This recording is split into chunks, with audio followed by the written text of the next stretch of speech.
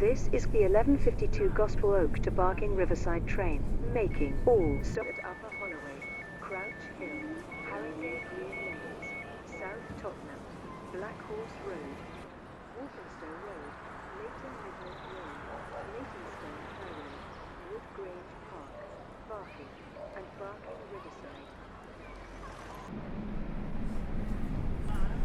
Please mind the gap. The next stop is Upper Holloway. Step in, stand clear of the closing doors.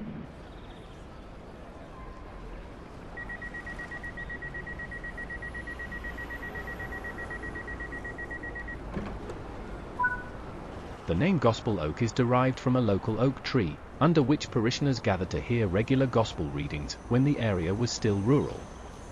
The oak of Gospel Oak marked the boundary between the parishes of Hampstead and St Pancras, and was said to be situated on the corner of Mansfield Road and Southampton Road.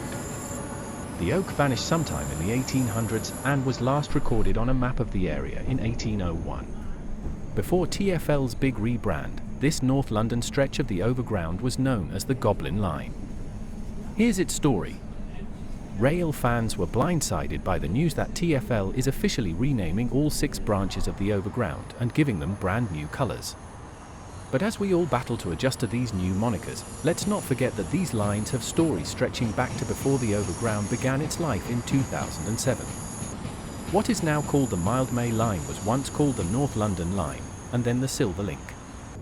Other branches have picked up nicknames along the way. Once, the new Suffragette Line, stretching from Gospel Oak to Barking Riverside, was affectionately known as the Goblin. Before being added to the Overground network, this unsung hero of local transit was in a desperate state.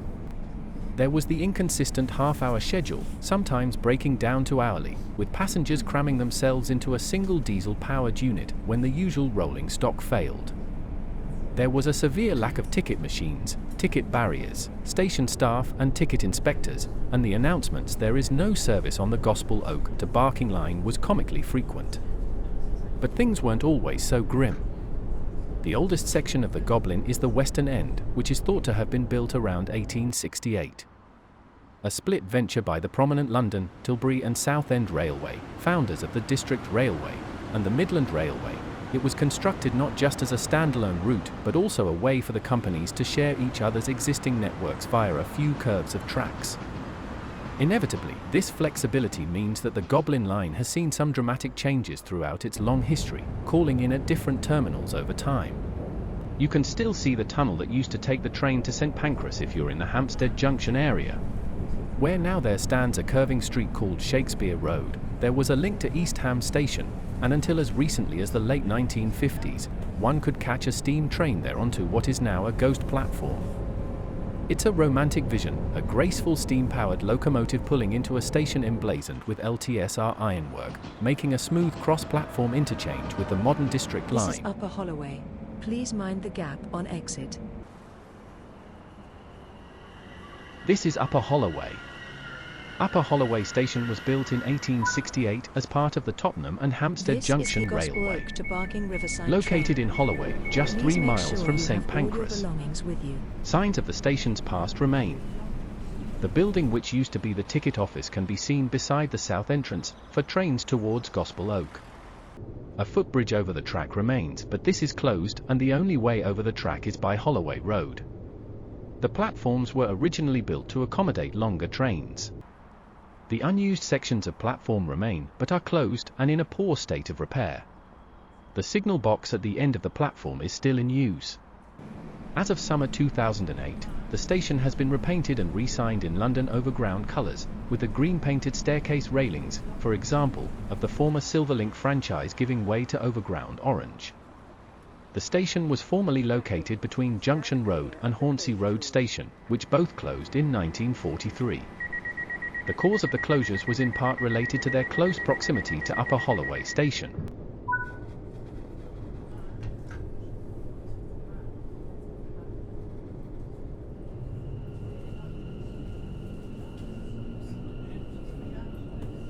Although the route between Upper Holloway and Wood Grange Park has been constant, several stations have been the ends of the line.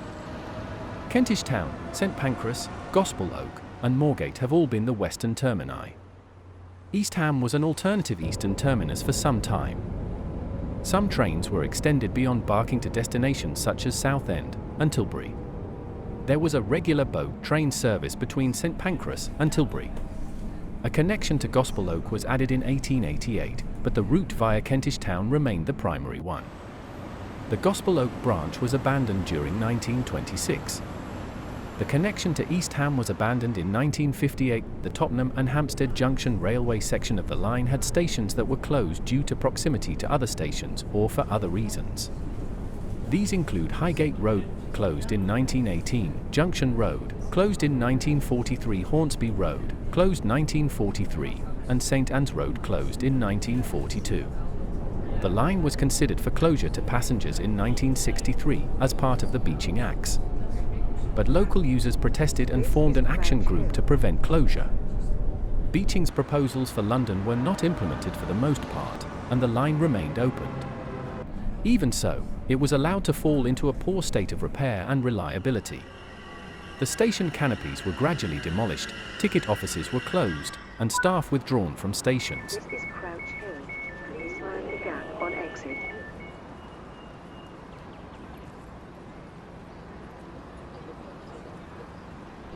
We now arrive at Crouch Hill Station.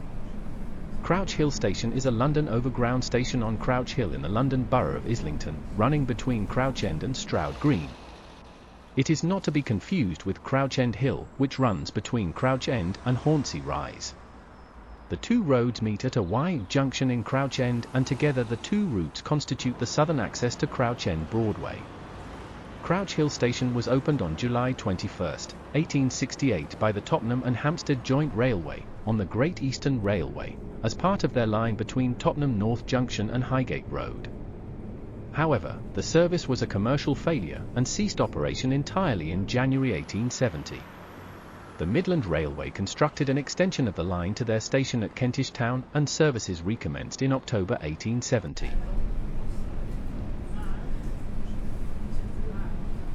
Stand clear of the closing doors.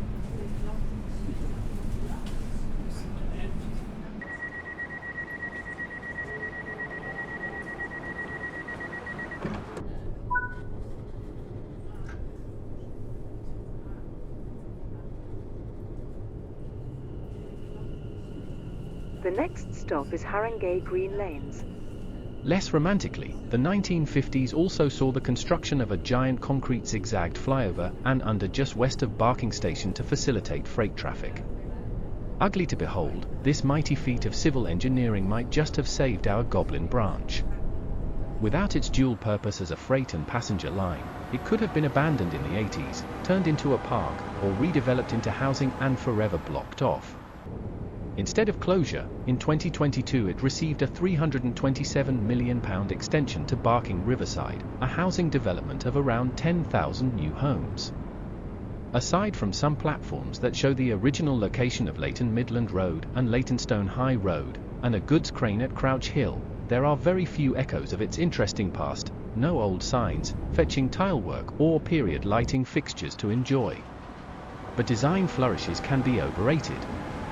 For the plucky Goblin, it's far better to have had a bare-bones aesthetic, decorated with mosaics, opposed to a modern redesign resulting in mouldy, smashed awnings and broken LED screens. More sustainable. There are even separate recycling bins.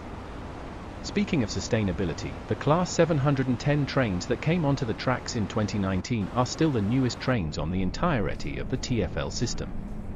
Newer even than the longer Elizabeth Line 345 stock that look identical on the exterior.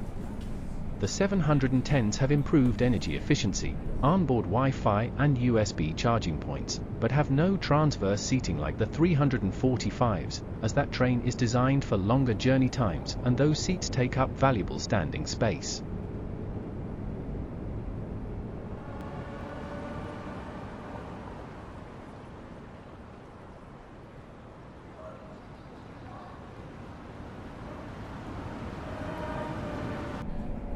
This is Haringey Green Lanes. Haringey Green Lanes was opened on June 1, 1880 with the name Green Lanes, but has since been renamed a number of times. Haringey Park Green Lanes, 1883, Please mind the gap on Haringey exit. Park, June 18, 1951, Haringey Stadium, October 27, 1958, Haringey East, May 12, 1990, and Haringey Green Lanes, July 8, 1991. There were originally wooden platform buildings, which were replaced by brick and concrete structures in the 1950s. The original ticket office at street level survived and in recent times has been converted into a cafe. To cope with a huge number of passengers visiting Haringey Stadium and Arena, both right next to the station, very long platforms were provided, but these were shortened in late 2003 due to subsidence. Just west of the station was the goods yard. This closed on February 3, 1964, and is now Railway Fields Nature Reserve. Passengers aren't the only thing that passes on this line. Freight goods are also transported, keeping this line busy. We see a Class 66 passing on the right. Freight usually runs through the night. The times they pass may vary by day of the week, customer requirements, and the timetable. Stand Clear of the closing doors.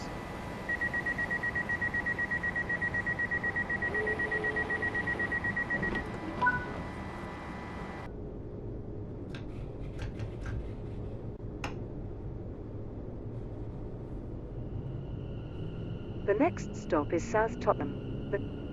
The Goblin Line is mostly an amalgamation of lines built in the 19th century.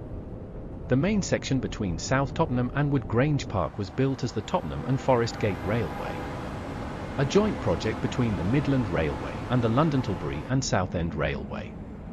This opened on July 9, 1894, linking the Midland and Great Eastern Joint Line at South Tottenham and the Forest Gate and Barking Line at Wood Grange Park. The section west of South Tottenham was built as the Tottenham and Hampstead Junction Railway, which opened in 1868 but had not been commercially successful as a standalone railway.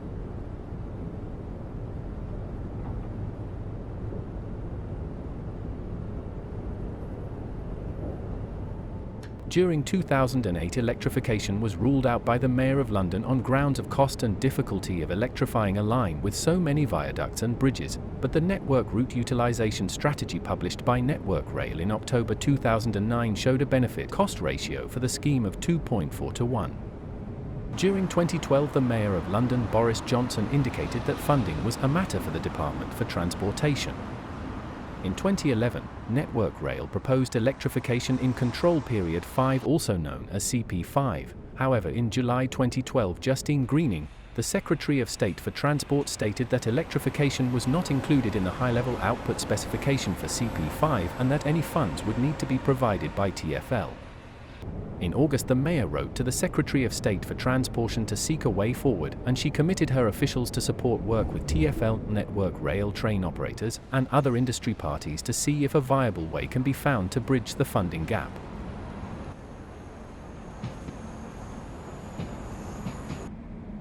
This is South Tottenham. Please mind the gap on exit.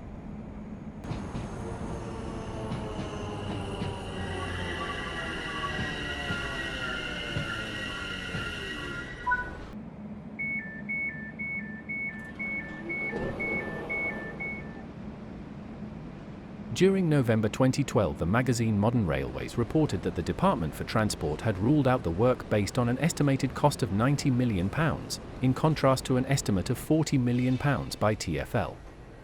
In June 2013, it was announced that £115 million of funding for electrification would be made available as part of upgrades to rail infrastructure included in the government's 2013 spending round.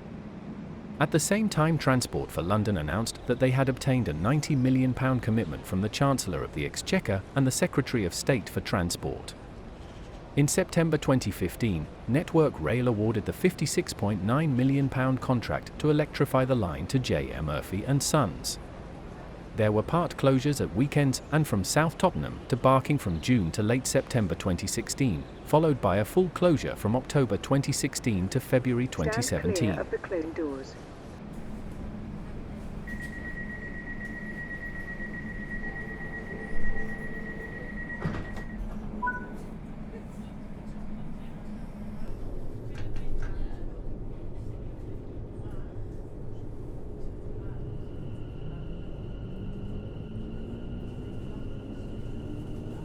The next stop is Black Horse Road.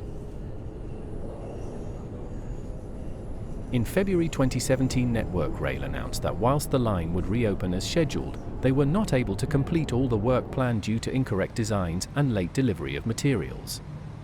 Further evening and weekend work until late June 2017 were already planned, followed by around 4 months of commissioning work before the electric wires could be turned on so that Class 710 trains could run.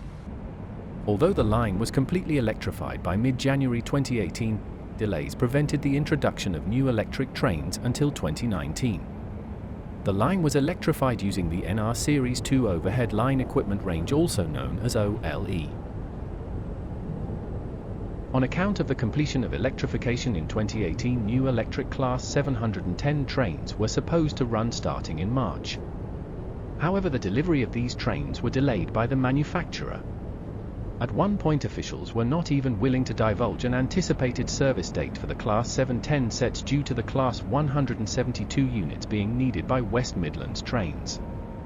3 Class 378 units were moved from other parts of the London Overground and shortened down from 5 to 4 carriages to provide an interim service until the Class 710 units entered service. However, 6 trains are needed to be able to run a full service, so from March 15, 2019, the day the last Class 172 units left London Overground, the frequency on the line was halved to 2 trains per hour. Increases in passenger numbers led to severe overcrowding at peak times, but it was not possible to increase peak frequencies without reducing the number of goods trains, as the line could accommodate only 8 trains per hour in each direction.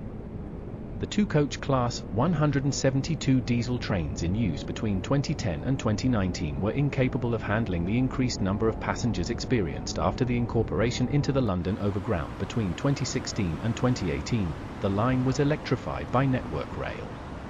This work was delayed due to a number of designs, track work, and delivery problems. At the same time, platforms were lengthened to accommodate the new 4-coach electric Class 710 trains. The first 2 entering service on May 23, 2019, but the existing 2 trains per hour service was maintained until the full timetable was restored in June of that year. The full fleet entered service in August 2019.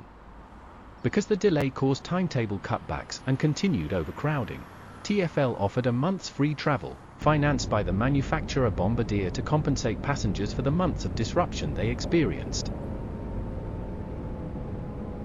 This is Black Horse Road.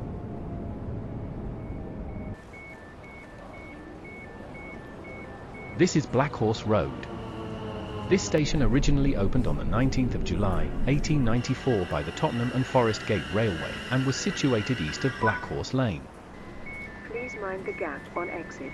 The station was relocated in 1968 and expanded with the addition of the underground platforms. Located at the junction of Black Horse Road and Black Horse Lane with Forest Road in Walthamstow. To Barking Riverside train. Please make sure you have all your belongings with you. Its opening changed the local area from a gentrified London suburb to industrial, with several works and units opening around Ferry Lane to the northwest. Step in. Stand clear of the closing doors. Not just the overground, but the underground also stops here, with the same name on the Victoria Line, which opened September 1, 1968.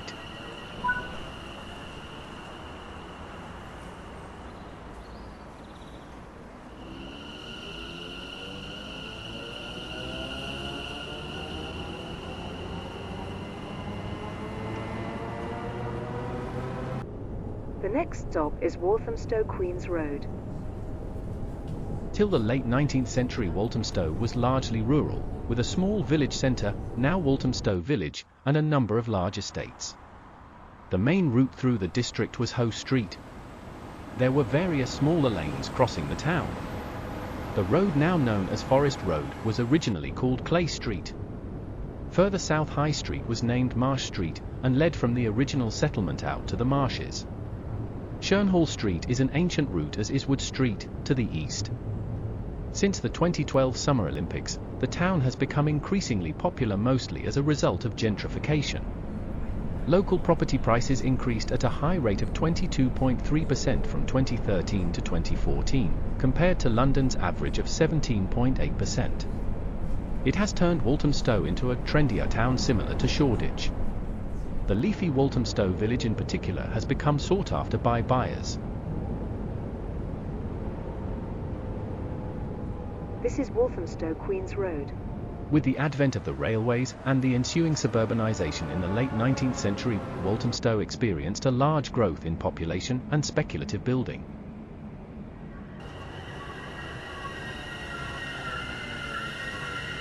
Walthamstow, a town within the London Borough of Waltham Forest in East London, opened its station originally as Walthamstow on the 9th of July, 1894 and was renamed on May 1, 1968. The station stands on Edinburgh Road, not Queen's Road. The station is about 300 metres from Walthamstow Central Station. This is Walthamstow Queens Road. The next stop is Leighton Midland Road. If you were house hunting and had the financial means of a famous celebrity, you could do worse than to pick a pad in Walthamstow. Waltham Forest has seen a steady stream of famous names grace its doorstep for a long time. Walthamstow is perhaps best known for the William Morris Gallery, celebrating the home of the acclaimed 19th century novelist, poet, activist and arts and crafts designer. And celebrities continue to follow in his footsteps. Emily Blunt, Gordon Ramsay and Louis Theroux are all among the household names thought to be currently living in the area.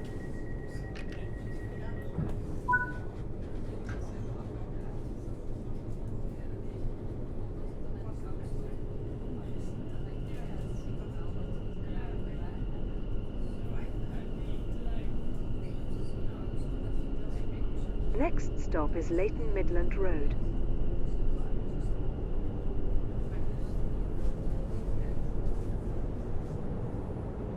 On January 23, 2020, a freight wagon derailed between Leighton Midland Road and Walthamstow Queens Road stations, causing extensive damage to more than 2.5 miles of track. The line was closed between Barking and South Tottenham stations while repair works took place. 10,000 tons of ballast, 5,300 concrete sleepers and 39 new pieces of rail were installed. The line reopened on February 19, 2020.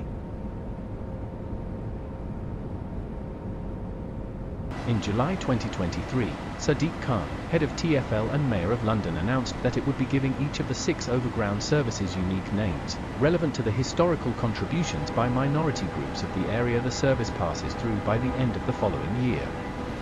On February 15, 2024, it was confirmed that the Gospel Oak to Barking section would be named the Suffragette Line, to honour the suffragette, and would be coloured green on the updated network map.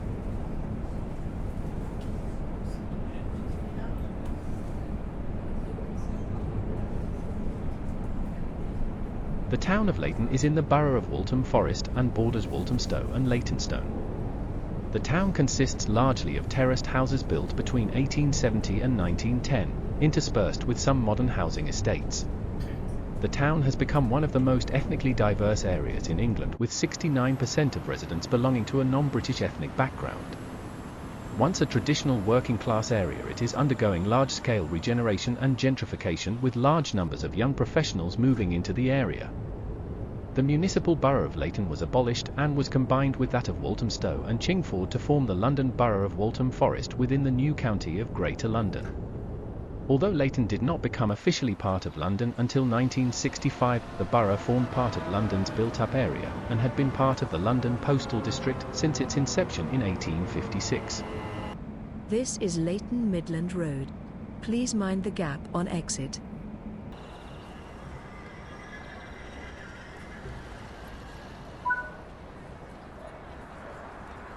This is the Gospel Oak to Barking Riverside train. Please make sure you have all your belongings with you. During the 17th and 18th centuries, Leighton was a pretty retiring place from London for wealthy merchants and bankers. In 1766 there were said to be 50 or 60 gentlemen with houses in the parish.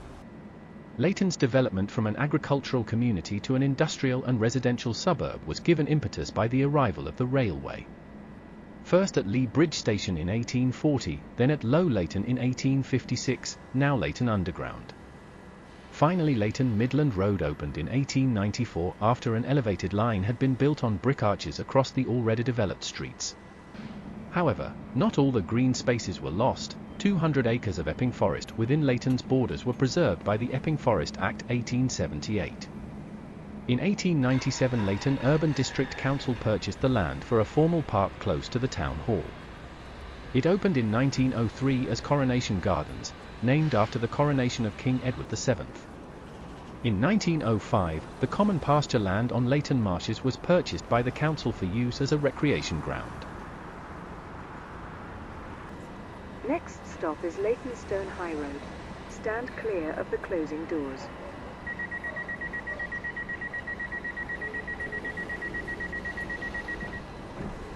The main route through the town of Leighton is the High Road, which forms part of the ancient route to Waltham Abbey. At the top end of the High Road is a crossroads with Lee Bridge Road and Hoe Street. This junction and the surrounding district is known as Baker's Arms. The pub was named in honour of the almshouses on Lee Bridge Road, built in 1857 by the London Master Bakers Benevolent Institution.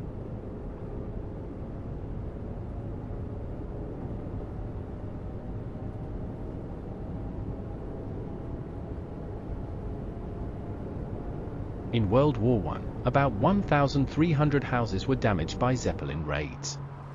By the 1920s, it had become a built-up and thriving urban industrial area known for manufacturing neckties and for its thermos factory. During the Blitz of World War II, Leighton suffered as a target because of its proximity to the London Docks and Temple Mills rail yard. The yard, named after an ancient mill owned by the Knights Templar, is now reduced in size as part of it has become a retail park, Leighton Mills, whilst the rest has been renovated to serve as a depot for high-speed Eurostar trains. After World War II, Leighton suffered from large-scale industrial decline in the second half of the 20th century. But like much of East London, Leighton, which also borders the Queen Elizabeth Olympic Park, has benefited from significant regeneration projects over the past decade. Parks have been spruced up, some new small parks and gardens created, and several tower blocks have been demolished.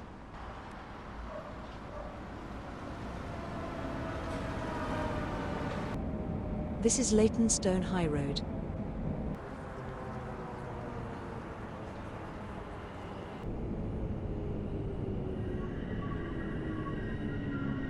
Please mind the gap on exit.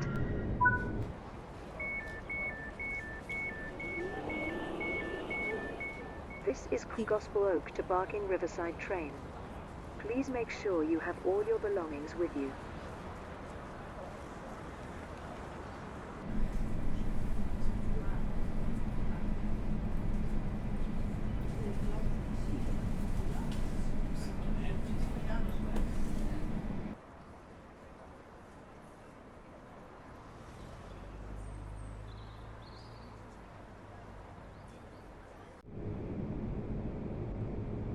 As part of the extension to Barking Riverside, a station called Castle Green, at Renwick Road on the London-Tilbury and Southend Railway was proposed.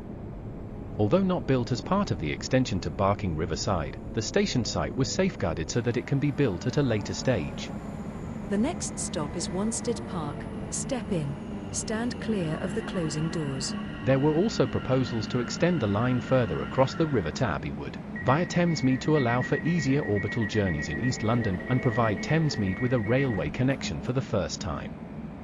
This was outlined in the R25 orbital railway proposal in 2014, and the potential of a future extension was mentioned in the inspector's report of the Transport and Works order authorising the extension to Barking Riverside. However, in 2019, Transport for London and City Hall proposed an extension of the Docklands Light Railway, also known as DLR, to serve Thamesmead instead of an extension of the overground as part of the proposed Thamesmead and Abbeywood Opportunity Area Planning Framework, also known as OAPF.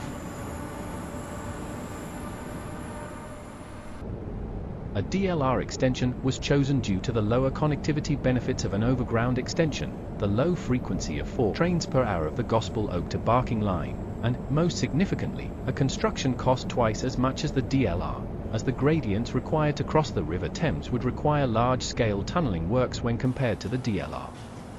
Despite recommending an extension of the DLR to Thamesmead, the consultation also noted that an extension of the Gospel Oak to Barking Line could provide good orbital transport links in the long term. Residents and users of the line have proposed adding a station between Leytonstone High Road and Wanstead Park to serve the Canhall area.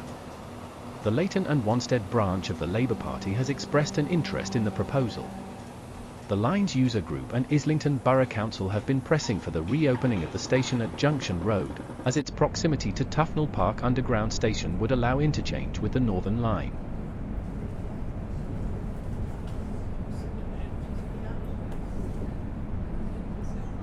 During the opening years of the 21st century, many lines within London were running at full capacity, and as a consequence the line took on a new strategic significance as a bypass, relieving load on other lines by allowing passengers to travel between North and East London directly. The Railways Act of 2005 abolished the franchise and gave the operation of passenger services to Transport for London during 2005. TfL started funding a small number of additional peak time and late evening services to relieve the worst overcrowding. In November 2007, TfL took full control of the line, after which it introduced improved late night and weekend services and staff, ticket machines, and oyster equipment at all stations. The frequency was increased to 3 trains per hour during morning and afternoon peaks, and the line was included on the tube map for the first time. The line was closed throughout most of September 2008 for upgrade work carried out by Network Rail. Capacity was increased from 6 trains per hour to 8, for each for passenger and goods trains. This is Wanstead Park.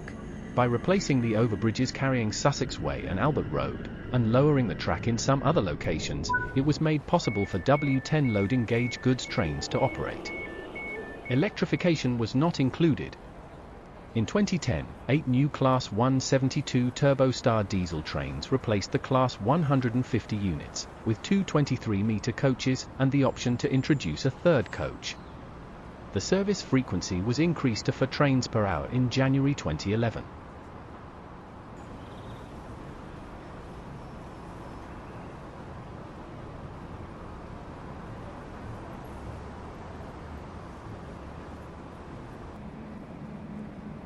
This is the Gospel Oak to Barking Riverside train.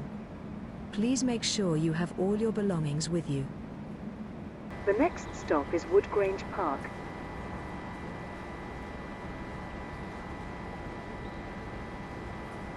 Stand clear of the closing doors. Wanstead Park is a municipal park covering an area of about 140 acres in Wanstead, located in the borough of Redbridge, which was in Essex until 1965.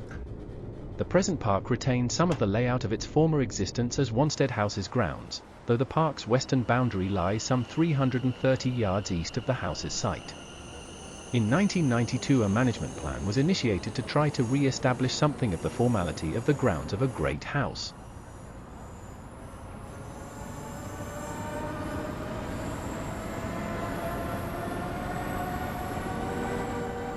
The Wanstead Park rail station is actually located in the Wanstead Flats area.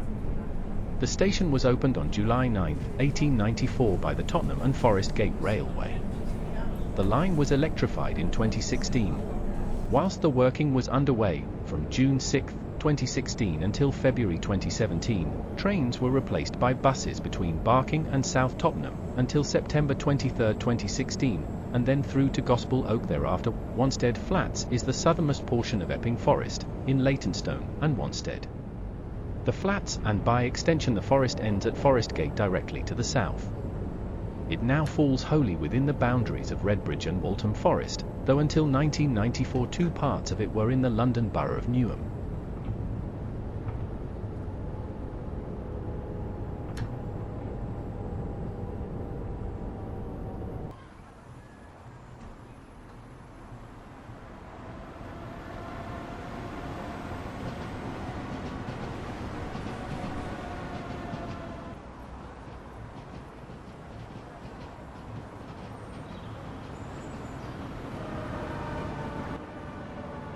This is Wood Grange Park. Wood Grange Park is a railway station on Romford Road in Manor Park in the Borough of Newham. Track was laid through the site in 1854 as part of the first section of the London, Tilbury, and Southend line, from Forest Gate Junction on the Eastern Counties Railway to Barking. The LT and SR opened a more direct route from Barking to Fenchurch Street on the 11th of March, 1858, so its trains could avoid the congested station at Stratford. After that the line was used by a small number of Liverpool Street to Barking services operated by the Eastern Counties Railway, and after 1862 the Great Eastern Railway. This is Woodgrange Park. The next stop is Barking. A few goods trains also used this route. In 1894 the Tottenham and Forest Gate Railway opened a new railway to Tottenham, beginning at a junction just north of the station site. Stand clear of the closing doors. This railway was a joint venture between the Midland Railway and London, Tilbury and Southend Line. The station was opened on July 9, 1894, and on opening was served by trains from the new line as well as the few GER Liverpool Street, Barking services. A few services were routed to East Ham via the East Ham Loop, but the majority went on to Barking with a small number continuing to Southend. Some good sidings were opened on the Barking end of the station, and these acted as exchange sidings between Midland Railway and LT and SR trains as well as serving local businesses. In connection with this facility a short spur line, known as the East Ham Loop, to East Ham was opened in 1894, and this allowed LTSR goods trains from the London, Fenchurch Street, direction to access the exchange sidings. The exchange sidings lasted until 1909 when a new facility between Woodgrange Park and Barking was opened as Woodgrange Park and Barking Goods Yard, which acted as the exchange point between the Great Eastern and LTSR, were congested. The whole of this area was remodelled 1905 to 1909 as part of the quadrupling from Bromley to Barking and the electrification and extension of District Line services. By 1916 the goods sidings at Woodgrange Park were reduced to coal traffic only and continued in this role until closure, whilst the former exchange sidings were used for engineering traffic. Following the 1921 Railways Act, Woodgrange Park became a London, Midland and Scottish Railway (LMS) station. In 1948 the station was taken over by British Railways following nationalisation. The spur from East Ham closed in 1958 when the few remaining T&FG services were diverted to Barking, and its closure was part of the scheme to separate the LTS and District Line into two distinct railways. The engineering sidings closed June 27, 1964, and the station coal yard closed December 7, 1964. During 1964, the street-level station buildings were demolished and replaced by a new structure, and the platform buildings were demolished and replaced by shelters c. 1976. At this time the station was little used. The section from Forest Gate Junction through the station to Barking was electrified in 1962 as part of the LT and SR modernisation and electrification scheme, and was used by a limited number of C2C services, which do not stop at Woodgrange Park, and by regular freight trains. The station was closed between October 2016 and February 2017, whilst the rest of the Gospel Oak to Barking line was fully electrified. Electric London Overground trains, Class 710, began servicing the station from 2019. Now arriving at Barking Station. This is Barking. Barking is an interchange station serving the town of Barking. It is located on Station Parade, in the town centre. The station was opened in 1854 by the London, Tilbury and Southend Railway as one of the first stations on the route. It was rebuilt in 1908 and again in 1959. This is Gospel Oak to Barking Riverside train. The next and the last stop is Barking Riverside. As of June 2023, significant redevelopment of the station is ongoing. This station was untouched until the 1880s, when increasing passenger and goods traffic as well as issues with the level crossings at Barking, which was expanding, meant something needed to be done. The changes for the 1889 rebuilding were an additional through platform on the downside of the station to allow the GE Liverpool Street service to run round away from the through platforms. The two existing platforms were extended to accommodate longer trains. An up bay platform for departing services only. New station building. New cattle dock. No changes were made to level crossing arrangements despite increasing usage, although several foot crossings were closed in 1900-1901.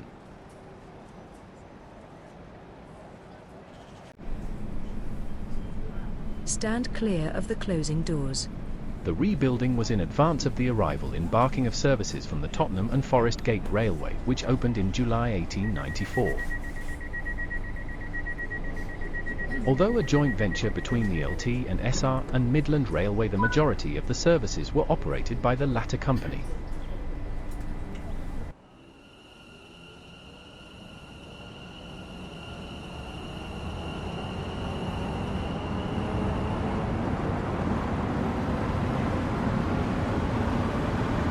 The next stop is Barking Riverside. This is the last stop. Please make sure you have all your belongings with you. We will soon be arriving at Barking Riverside. Barking Riverside is located in the Dagenham section of East London. It opened on July 18, 2022 and provides as an interchange with Uber boats by Thames Clippers boat service from Barking Riverside Pier. As part of the future development of the area, the Barking Riverside Town Centre will be built adjacent to the station, with public space, shops, community facilities and a bus interchange.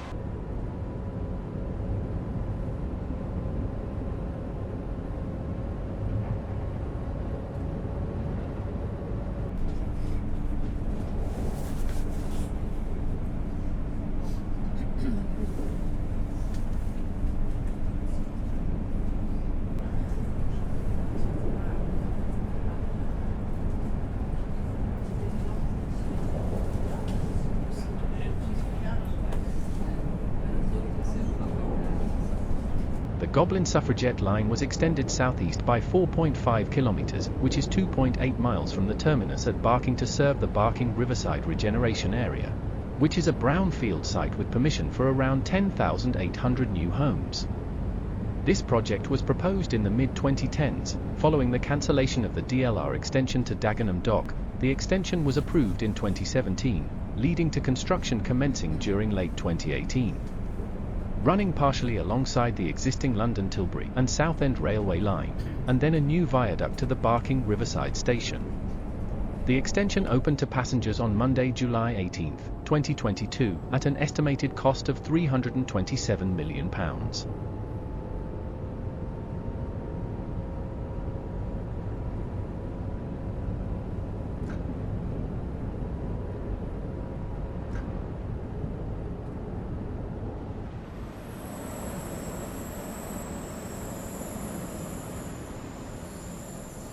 All in all, the Goblin Line has had an amazing transformation from an obscure service unfit for use, to modern mass transit that people wouldn't think twice about paying for. Once upon a time they said it would be too difficult to electrify the line with all the bridges and tunnels in the way. Now it's a shining example of how to improve and enhance an existing urban rail network without bankruptcy. With Parliament Hill, Lido, and Hampstead Heath at one end, Spooky Crouch End and Haringey in the middle, and the historic Wanstead Park at the other, it can furnish some great days out. There's top drinking to be done in the now fashionable Walthamstow and Leytonstone, and many taprooms hidden under the arches of the very railway you've arrived on. That's not to mention the breathtaking views of the city from the viaduct snaking above East London, especially at sunset. The Goblin may be the sole vestige of a long-forgotten, pie-in-the-sky plan to create a second full orbital overground via Thamesmead, but one ride and you'll see how successful it's become. It has eased crowding on the tube, opened up new connections, and brought communities and people together, all managed without destroying nature or anyone's homes. It might have had the fantasy stripped from its name, but there's still something pretty magical about that.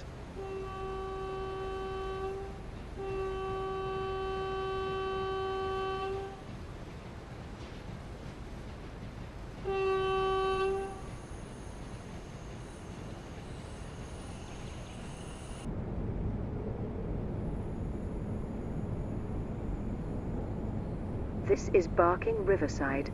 This is the last stop. Please make sure you have all your belongings with you.